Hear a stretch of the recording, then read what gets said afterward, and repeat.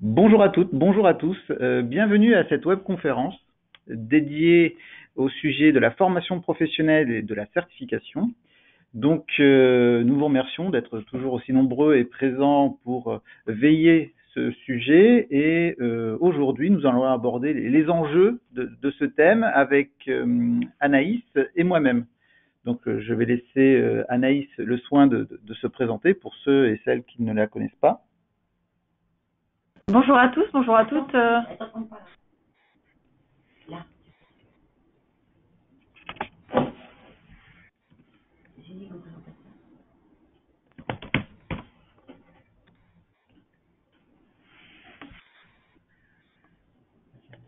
Vas-y Anaïs, on t'entend. Bonjour Oui, bonjour à tous, bonjour à toutes. Je suis Anaïs Dieudé, responsable du pôle de développement des compétences au sein du DGECE.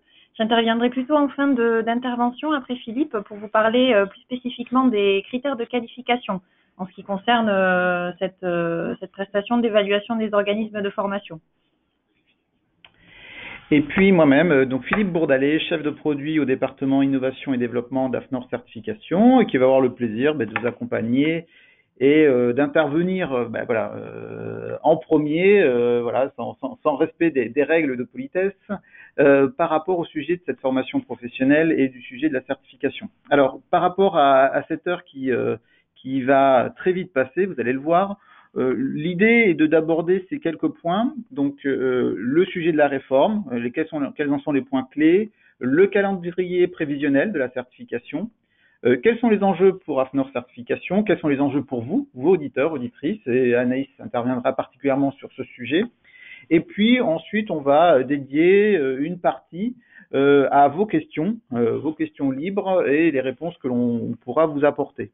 Alors d'ailleurs, et dans le cadre du déroulement de cette webconférence, nous allons plutôt être dans un premier temps dans un format plutôt descendant.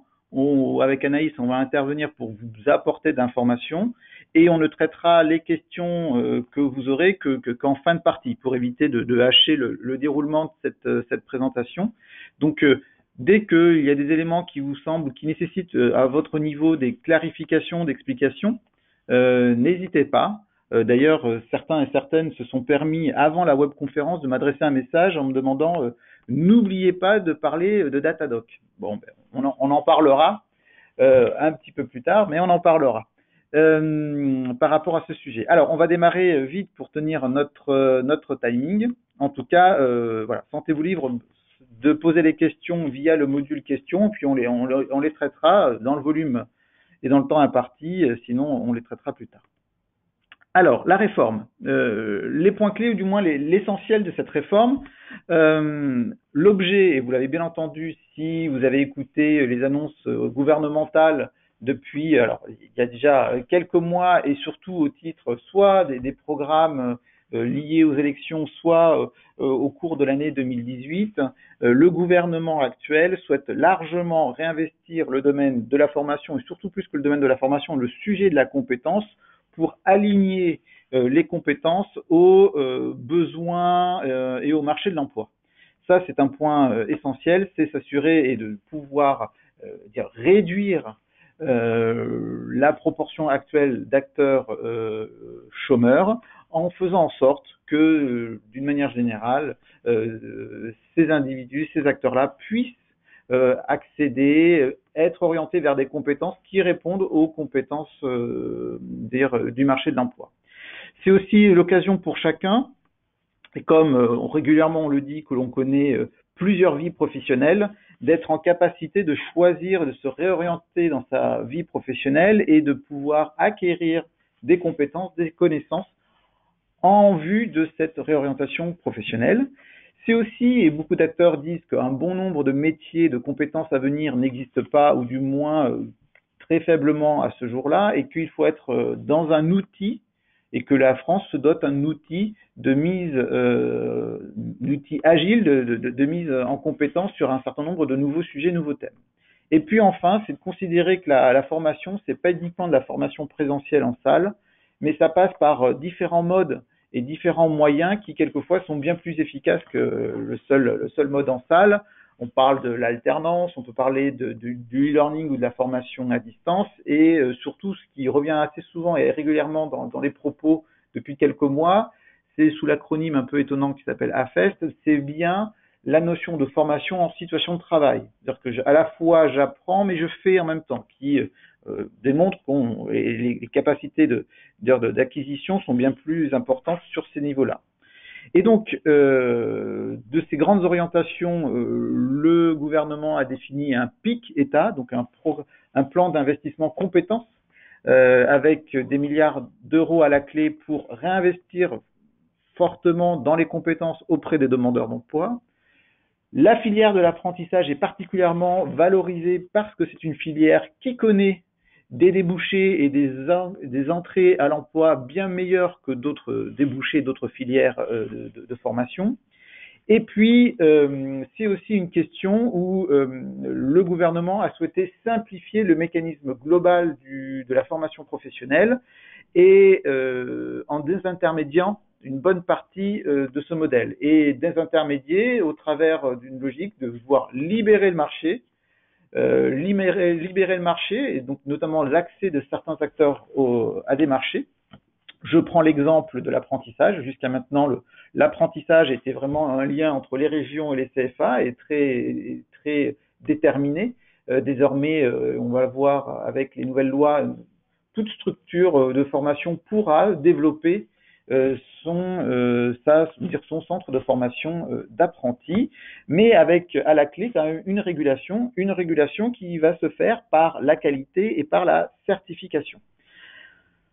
Alors, pour poursuivre et pour comprendre et avoir en tête un peu quels sont les points clés, il faut tout cela et toute cette réflexion et ces grands principes se retrouvent en grande partie dans la loi qui a été promulguée au mois de septembre 2018, qui s'appelle « Pour la liberté de choisir son avenir professionnel ». Cette loi est un élément important et contient, soit au travers de celle-ci, soit au travers d'éléments connexes, des sujets clés. Ces sujets clés sont les suivants, on va les aborder. Un premier point, le CPF. Alors, qu'est-ce que le CPF? Le CPF, c'est le compte personnel de formation et finalement, c'est une évolution assez naturelle de ce qu'on a pu entendre et connaître par le passé, notamment pour un certain nombre de salariés, avec le DIF, le droit individuel à la formation, où chaque année, vous aviez un nombre d'heures qui implémentait un compte. Et puis, en tant que salarié, si vous n'avez pas consommé les heures jusqu'à ce jour, vous avez 120 heures de formation en droit disponibles. Or, depuis le 1er janvier 2019, eh bien, le CPF est un élément qui vient d'être consacré au titre aussi qu'il est désormais crédité en euros. C'est-à-dire qu'on ne parle plus d'heures pour suivre des formations, on va parler d'argent. C'est-à-dire concrètement, chaque individu, salarié, demandeur d'emploi, vous-même, vous disposez d'un compte sur lequel vous allez retrouver une somme en euros que vous pourrez, en l'occurrence, utiliser auprès d'un prestataire de formation pour suivre une formation. Le point et la particularité de ces formations au CPF, c'est que ces formations doivent avoir une vocation certifiante, diplômante. C'est-à-dire que c'est pas uniquement suivre une formation 2 jours, 3 jours, 4 jours et c'est terminé. Non. Il faut qu'il y ait quand même une transcription d'une connaissance acquise et voire même d'une compétence au travers de cette formation suivie. Mais le vrai modèle et la modification du modèle, c'est bien effectivement le fait qu'il soit crédité en euros. Et d'une manière générale, la plupart des acteurs commencent début janvier 2019 avec un compte d'une valeur d'à peu près 3 000 euros. Et c'est bien au sens de l'individu. Deuxième point clé, c'est la notion de désintermédiation. Ça, vous l'avez largement, je pense, entendu. Actuellement, une bonne partie de la logique de financement s'appuie, et notamment dans le champ privé, s'appuie sur des opérateurs paritaires, des organismes paritaires collecteurs agréés, que sont les OPCA. Ces OPCA qui, jusqu'à maintenant, collectaient les différentes sommes d'argent issues des entreprises se voient réorientées dans leur mission. Déjà, d'une part, ils ne vont plus collecter cette somme d'argent et vont devenir des opérateurs de conseil, de compétences, et donc amenés à accompagner les branches, les entreprises sur les compétences à acquérir, les bonnes orientations nécessaires.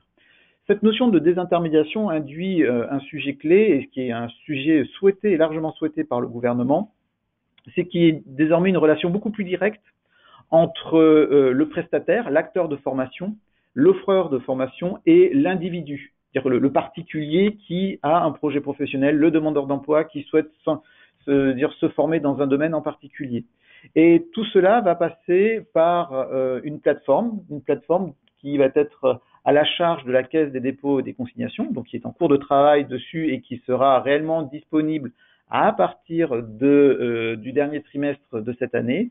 Cette plateforme a vocation à rassembler l'offre de formation disponible en France, l'offre de formation éligible bien entendu au CPF, et chacun d'entre nous, on pourra, si on est intéressé, comparer, s'orienter vers un organisme de formation pour lesquels la formation nous intéresse et correspond à notre projet professionnel.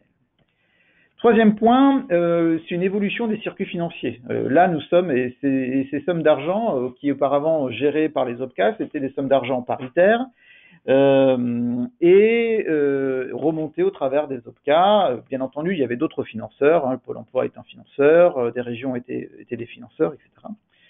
Désormais, tout ce qui remonte des entreprises va passer par les URSSAF. C'est une collecte unique par les URSSAF, donc on est plutôt dans une logique de simplification. Je ne vais pas revenir sur notamment les points et les proportions des différentes collectes, mais avec une case par l'URSSAF, une case ensuite par France Compétences, on verra, et une somme d'argent qui sera bien entendu associée à la Caisse des dépôts et des consignations parce qu'elle assure le lien et le relais entre les organismes de formation et le particulier dans le cadre de la plateforme de mise en ligne et d'achat des formations entre le particulier et l'OF. Dans cette réforme, et ça c'est pas la loi qui l'inscrit en tant que telle, mais bon c'est quand même un point important, les régions ont un peu perdu de leur pouvoir d'influence, c'est-à-dire que la formation est un sujet, est un précaré particulièrement important jusqu'à maintenant des régions. Les branches professionnelles et les besoins et les entreprises ont fait valoir leurs propres besoins plus que le besoin des régions dans l'évolution des emplois, l'évolution des compétences. Et les branches, en l'occurrence, prennent beaucoup plus de poids dans la décision du domaine de la formation professionnelle. L'action de formation en tant que telle évolue. Historiquement, une action de formation était qualifiée par l'existence d'un programme. Cette notion de programme, désormais, n'est plus mentionnée dans sa définition, et cela laisse libre cours à envisager des actions de formation sous différentes formes. Du coaching, de la formation en situation de travail, du séminaire, donc il y a une vraie diversité, et ça invite à une vraie innovation dans comment acquérir des connaissances et acquérir des compétences sous des formes de formation différentes que d'une forme de programme. Quand on parle de CPF, on parle de dispositifs avec une vocation certifiante pour celui qui suit la formation. Il ne faut pas oublier qu'il existe dans le domaine en France, sur le champ, il y a la formation initiale qui, à l'issue de différents parcours, vous obtenez des diplômes. Et puis dans le cadre de la formation professionnelle, vous allez retrouver des titres, vous allez retrouver des certifications. Et depuis désormais 15 ans, il y avait la Commission nationale des certifications professionnelles qui concerne bien les individus. Cette commission qui a largement développé ce système de certificats professionnels. Il y a un certain nombre notamment de certificats ICA qui sont mentionnés au titre de ces certifications professionnelles. Mais nous sommes arrivés désormais à un volume assez complexe de certifications et le temps de validation de ces certifications est particulièrement laborieux. Donc il y a une véritable remise à plat qui va arriver avec les instances qui commencent à s'installer sur le sujet de la certification professionnelle et des différentes modalités de vie de ces certifications professionnelles. Nous attendons de voir comment tout cela va évoluer. Le conseil en évolution professionnelle est un élément clé.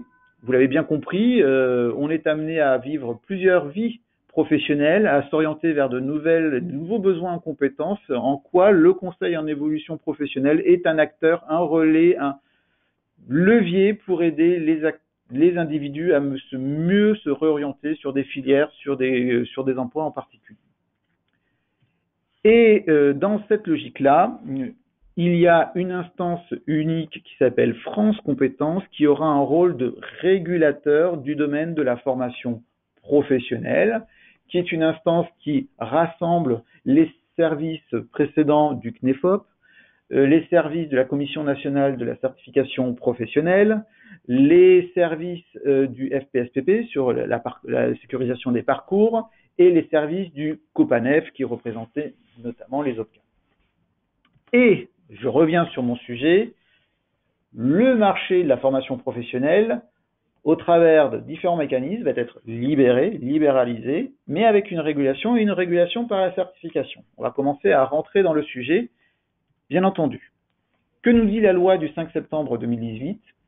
Dans l'article 6, la loi instaure une certification unique et d'application obligatoire aux prestataires de formation. Mais pas forcément à tout prestataire de formation, ou du moins sur un périmètre bien précis. Et là, il convient de préciser les choses. C'est-à-dire que cette certification ne s'applique qu'aux prestataires qui sont positionnés sur des marchés à fonds publics ou des marchés à fonds mutualisés ou fonds paritaires. Et je vais revenir dessus tout à l'heure pour que vous puissiez mieux comprendre ce que l'on veut dire. C'est-à-dire que ces acteurs-là, s'ils souhaitent répondre à un appel d'offres de Pôle emploi, par exemple, ils doivent bénéficier et disposer de facto et a priori de la certification pour pouvoir intervenir sur ce marché. C'est un exemple. Alors, mais quel type de prestataires et quelles activités de formation ? C'est un point clé. Ce sont les prestataires qui font de la formation professionnelle continue, comme on a l'habitude de l'entendre. Ce sont ceux qui proposent des activités de validation des acquis de l'expérience. Ce sont ceux qui proposent du bilan de compétences. Et ce sont également ceux qui proposent de l'activité de formation continue, professionnelle, par apprentissage. Ok ? Donc, ce sont bien ces prestataires qui sont sur ces activités, soit de formation professionnelle continue, de VAE, de bilan de compétences ou de formation par apprentissage, et qui se positionnent sur des marchés publics ou sur des marchés mutualisés paritaires, qui se doivent d'être certifiés. Et comme je vous l'ai indiqué, d'être certifiés a priori. Alors, point clé, c'est que le système tel qu'il est inscrit dans la loi et dans l'avenir va se substituer à ce que nous avons connu dans les années et mois et qui est encore en vigueur. C'est-à-dire qu'actuellement, la formation professionnelle, et notamment sur le champ de la qualité, est encore régulée, ou en tout cas encadrée par le décret du 30 juin 2015 qui permet à un OF soit d'être certifié pour démontrer qu'il a une action et des dispositions qualité, soit de répondre aux obligations de contrôle du financeur. Et ce qui a amené à actuellement quasiment 53 dispositifs de certification et de labellisation distincts. Donc, on ne comprend pas et on ne comprend plus rien qui complexifie largement la lecture du marché. Donc, on est bien sur une certification unique qui va se substituer à cette profusion de labels qui se sont développés à l'occasion de ce décret du 30 juin 2015. On reviendra sur ce sujet parce que ça ne veut pas dire que les dispositions, et notamment celles d'AFNOR certification de type NF 214, 9001 appliquées aux OF, etc., vont disparaître, au contraire. Ce qu'il faut comprendre finalement de ce mécanisme, c'est que pour ceux qui sont positionnés sur ces marchés publics ou sur ces financements, la certification, c'est devient le permis de conduire. C'est mon permis de travailler. Et c'est une obligation, et quand je dis ça, je vais peut-être un peu fort, mais c'est une obligation administrative supplémentaire. Alors, pour comprendre sur quel marché porte la certification, finalement, un OF peut travailler en échange direct avec une entreprise. C'est ce qu'on appelle le marché libre. Et l'entreprise ne recherche pas de financement particulier, elle va payer directement l'OF. Il y a aussi une autre partie du marché qui est le PIC État, c'est-à-dire que le plan investissement compétences, des milliards d'euros investis dans différentes filières pour les demandeurs d'emploi. Ce domaine-là, pour l'instant, n'appelle pas de certification des intervenants du domaine. Et puis ensuite, nous allons retrouver deux autres marchés. Le marché du conseil en évolution professionnelle qui va être réglé par les régions et qui sera sous la responsabilité des régions. Et nous allons retrouver le marché de la certification, qui est le marché dit conventionnel que vous avez à l'écran, et le marché de la certification, ce sont bien les prestataires qui proposent soit des formations qui sont inscrites dans la liste et au titre du CPF, soit qui font des activités au titre d'apprentissage, soit qui sont positionnés sur des entreprises de moins de 50 salariés, et ces entreprises de moins de 50 salariés, il y a bien un dispositif de financement pour les formations qu'elles souhaitent faire suivre à leurs salariés. Entendez bien que pour les entreprises de plus de 50 salariés, il n'y a plus de dispositif de financement de formation comme cela existait auparavant. Ok ? Donc, ayez bien en tête que ce sont tous les prestataires qui interviennent soit sur le champ du CPF, soit sur le champ des moins de 50 salariés, soit sur le champ de l'apprentissage, et qui font soit de l'apprentissage, soit de la formation continue, soit de la VAE, soit du bilan de compétences, qui auront l'obligation d'être certifiés. Alors, à ce jour, sur le panorama français, on compte à peu près 80 000 OF, 1000 CFA, 2000 bilans de compétences. Ce ne sont pas l'ensemble de ces acteurs qui vont se positionner sur cette certification. Mais en tout cas, une partie importante va devoir montrer patte blanche, obtenir cette certification pour pouvoir travailler. Alors, les principes et enjeux de cette certification. Cette certification sera réalisée par un organisme certificateur qui sera accrédité par le COFRAC ou en cours d'accréditation. Notez bien que l'article 6 de la loi permet aussi à France Compétences de définir d'autres autorités et d'agréer d'autres autorités pour des labels un peu spécifiques. On a en tête notamment les labels École de la deuxième chance ou Atelier pédagogique personnalisé ou autres qui pourraient passer par cette voie-là. L'obligation de certification pour ces prestataires de formation, c'est qu'ils soient certifiés au 1er janvier 2021. C'est-à-dire qu'au 1er janvier 2021, s'ils sont sur le marché, sur le champ des marchés publics ou des marchés à financement paritaire mutualisés, s'ils n'ont pas de certification, ils n'ont pas l'argent. Donc on touche directement à la pérennité même de ces structures-là. Alors pour tout ou partie, parce que certaines ne mettent pas tous leurs œufs dans le même panier, mais on touche quand même à le fonctionnement inhérent de l'OF. Cette date du 1er janvier 2021, on retrouve dans la loi soit des dérogations, soit des exemptions. Des dérogations pour toutes les CFA qui existaient avant l'existence et la publication même de la loi. Ceux-là ont l'obligation d'être certifiés au plus tard au 1er janvier 2022. Et dans le cadre de l'enseignement supérieur, il existe un dispositif qui s'appelle HCAS qui a été consacré comme étant équivalent déjà au futur dispositif de certification. Mais notez bien qu'un volume important de OF va devoir, d'ici le 1er janvier 2021, devoir faire l'effort de répondre à un référentiel et de s'engager dans une certification et l'obtenir. Je vous parlais de référentiel. Il y a un référentiel unique qui est en cours d'élaboration, voire même de finalisation, sur lesquels AFNOR a la chance de participer. Quelle est un peu l'orientation de ce référentiel ? Il est dans une stricte continuité avec ce qui s'est fait et ce qui est présent notamment dans le décret du 30 juin 2015. Dans le décret du 30 juin 2015, vous avez 6 critères. Ces 6 critères sont repris dans le référentiel. Et il y en a même un 7e qui est intégré, qui est plutôt dans une relation le prestataire avec son environnement. Donc quelque chose qu'on a l'habitude de manipuler cela, soit au travers d'une ISO 9001, même au travers d'une NF 214. Et finalement, ce sont bien les expériences des différents acteurs, soit certificateurs, soit le CNEFOP, soit le COPANEF, soit les AGFIP, qui viennent alimenter et préciser ce critère. Et donc, il est prévu à la fin du mois de mars la publication dans des décrets des critères, des indicateurs qui sont des sous-critères et d'un guide d'audit qui viendra préciser le cadre de cette certification. Ça ne veut pas dire que la certification va se lancer dès la fin mars. Non, ça veut dire que tous ces éléments seront rendus publiquement. Ensuite, il y a la logique du calendrier, on reviendra dessus. Donc ce sera un processus de certification sous accréditation 17065. Il nous faut des profils auditeurs avec une expérience dans le domaine de la formation professionnelle et donc des profils auditeurs qui ont une expérience de l'audit. Le cycle d'audit sera sur 3 ans. On aura une alternance entre de l'audit sur site et de l'audit à distance. Il y aura un rapport d'audit extrêmement simplifié et il faut comprendre cette prestation et notamment, surtout nous, dans ce qu'on en comprend de cette prestation comme une prestation de stricte conformité réglementaire. c'est bien une certification socle. Une certification socle qui va interagir avec d'autres certifications, des certifications à plus valeur ajoutée.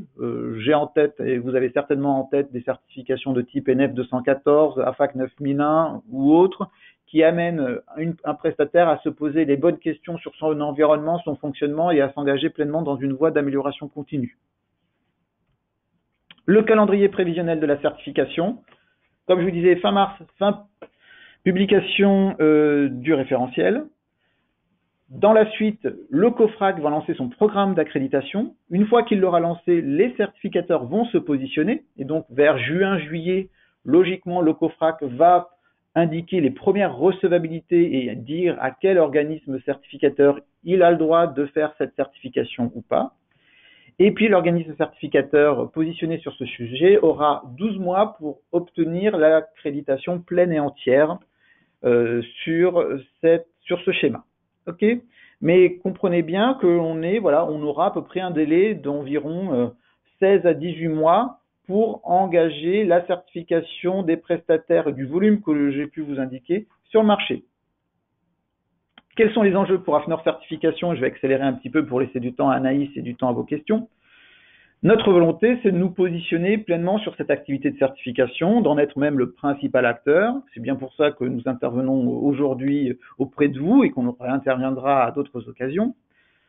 Pour quelles raisons? Depuis déjà mi-2018, on a la chance d'être mobilisé au titre de la conception du référentiel, mais avec d'autres, et aussi sur le processus de certification. Donc, nous investissons du temps sur ce sujet et nous considérons qu'effectivement, on a une vraie voix et vous avez une voix au travers de vos compétences à faire valoir sur le marché. On a une expérience dans le domaine de la formation professionnelle.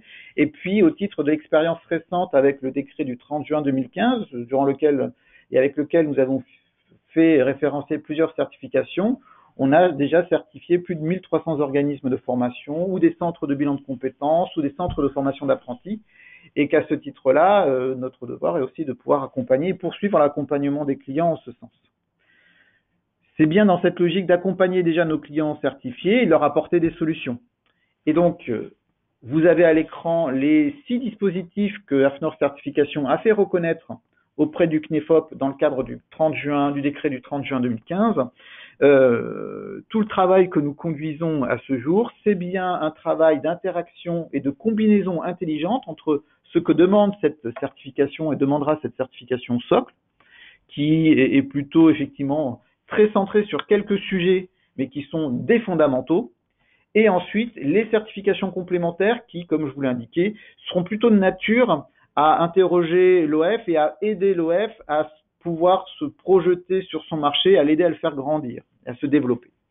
Et donc, cette combinaison certification socle plus des certifications supplémentaires, on considère qu'elles ont une réelle utilité, un réel avenir, dans la mesure où les OF auront toujours besoin de se distinguer vis-à-vis de leurs concurrents.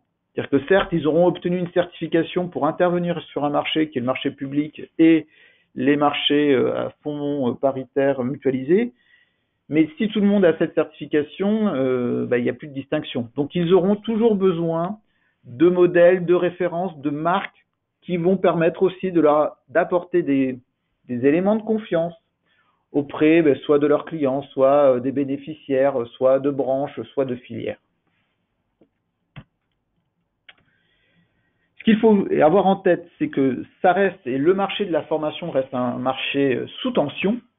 Alors particulièrement sous tension parce que il y a une succession de réformes. Donc déjà les OF sont extrêmement sensibles à ce sujet-là. Les OF sont aussi assez sensibles à les évolutions de la dernière réforme. Il est sûr que le passage du CPF d'heures en euros repose singulièrement la question du business model de certains OF. Ce ne sont plus les mêmes valeurs. Donc ça, c'est un point clé. Côté certification, il existe déjà à peu près une quarantaine d'organismes qui ont fait référencer leur dispositif auprès du CNEFOP et qui vont certainement se positionner sur ce sujet et qui sont donc nombreux et forcément agressifs. Et forcément agressifs commercialement, donc AFNOR Certification va devoir aussi positionner sa certification dans ce contexte-là. Positionner sa certification sur ce marché avec ce contexte-là, ça veut dire aussi qu'on va appliquer une tarification auditeur pour cette prestation, clairement. Mais, bien entendu, et on compte sur vous par rapport à cette prestation parce qu'on sait qu'on a des choses à faire valoir collectivement. Maintenant, les enjeux pour les auditeurs, et je vais enfin laisser la parole à Anaïs sur les points clés qu'il convient qu'elle puisse aborder avec vous. Oui, merci Philippe. Donc effectivement, les enjeux pour vous, auditeurs, en ce qui concerne ce marché de l'évaluation des organismes de formation, eh bien, ça va être évidemment de pouvoir diversifier et accroître vos activités avec une prestation qui sera peut-être un petit peu plus souple, puisque peut-être de plus courte durée qu'un audit QSE classique. Comme Philippe l'a évoqué, on aura une partie des évaluations qui seront sur site, mais aussi une partie à distance. Donc, ça vous permettrait de pouvoir gérer votre activité différemment. Voilà, de pouvoir aussi peut-être positionner ce type d'évaluation dans votre planning pour compléter votre activité première. Donc en ce qui concerne les modalités de qualification, ce qui je pense va vous intéresser, cela va s'articuler autour de 2 volets. Tout d'abord, une expérience professionnelle dans le domaine de la formation. Donc il peut s'agir d'avoir travaillé au sein d'un organisme de formation. Il peut s'agir d'être soi-même formateur indépendant et donc de bien connaître les rouages légaux des organismes de formation. Il peut s'agir d'avoir pratiqué, d'avoir réalisé des missions de conseil au sein d'organismes de formation, de les avoir audités. Voilà, la palette est assez large. Et cette expérience professionnelle peut se décliner selon les 4 domaines d'activité que Philippe a évoqués tout à l'heure, à savoir la formation professionnelle, l'apprentissage, les VAE et les centres de bilan de compétences. Le deuxième volet en termes de critères de qualification, eh bien, ça va être l'expérience de la conduite d'audit, mais pour vous, il ne s'agit que d'une formalité puisque vous êtes déjà qualifié auditeur AFNOR. Et une fois ces critères de qualification validés, eh bien, les auditeurs qui auront été présélectionnés devront suivre une formation qualifiante et gratuite dont la première session se tiendra lors du colloque auditeur des 28 et 29 mars. Colloque pour lequel nous sommes heureux de pouvoir de vous voir très prochainement. Donc si vous n'êtes pas déjà inscrit, nous vous invitons à le faire très rapidement pour que vous puissiez nous rencontrer et participer à cet atelier qualifiant. Donc concrètement, comment manifester votre intérêt pour cette prestation ? Eh bien, il va falloir vous connecter sur votre profil source, que vous avez tous déjà actif, pour pouvoir déclarer cette nouvelle compétence. Donc, une fois dans votre profil, dans l'onglet auditeur compétences prestations, il vous faut cliquer sur ajouter une prestation et dans le menu déroulant, vous aurez donc la prestation évaluation des organismes de formation. Il vous suffit de cliquer, puis de justifier voilà, vos expériences professionnelles dans le domaine, en précisant bien si vous avez une compétence spécifique dans l'un des 4 sous-domaines, à savoir VAE, bilan de compétences, formation professionnelle, et j'en ai oublié un, VAE, B1, je vous les ai cités tout à l'heure, je vous les retrouver. Ah, voilà, apprentissage, pardon, merci. Donc en décrivant bien ces sous-domaines, si vous avez une expérience, parce que cela permettra, lors du missionnement auprès de nos clients, de pouvoir affiner. Voilà, on pourra proposer aux clients une prestation assurée par une personne qui connaît déjà le domaine d'activité, ce qui sera une plus-value intéressante. Donc, nous comptons sur vous pour d'ores et déjà vous connecter sur votre profil source et déclarer votre intention de pouvoir effectuer ce type de prestation. Une fois que vous aurez fait cela, votre chargé de compétences attitré étudiera les éléments que vous avez déposés sur source, validera ou non les prérequis en fonction de ce que je viens de vous décrire, et vous recevrez d'ici fin février, début mars, une confirmation par email de votre inscription à l'atelier, à la formation qualifiante qui aura lieu lors du colloque. Voilà, donc ne vous inquiétez pas si vous ne recevez pas un mail de confirmation dans l'immédiat. cela sera fait là dans les prochains jours. Et puis pour toute question complémentaire, si vous avez un souci ou une question relative à votre inscription sur cette prestation dans Source, n'hésitez pas à contacter directement votre chargé de compétences. Voilà, donc nous vous disons rendez-vous au colloque auditeur pour la plupart d'entre vous. Pour ceux qui ne pourraient pas y participer, nous organiserons des sessions complémentaires par la suite, des sessions qualifiantes, pour que vous puissiez également être qualifié sur cette prestation.